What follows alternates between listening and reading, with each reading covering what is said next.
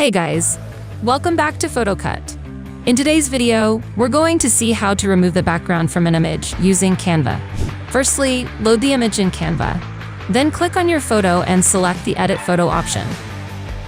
After that, click on the BG Remover option from the left, and the background of your photo is removed. But there's an even easier way you can do this, by just using your phone. First things first, let's get the app onto your device. You can find the PhotoCut app available for download on both the Google Play Store and the App Store. Don't worry about searching for it. We've made it easy for you. Just check the link in the video description below. Once you've got the app installed, open it up and let's explore together. PhotoCut isn't just your average background remover. It's packed with features that will unleash your creativity in ways you didn't imagine were possible on a mobile app. To kick things off, tap on the Remove Background option. You're now faced with a choice. Pick an existing photo from your gallery or capture a new moment right now.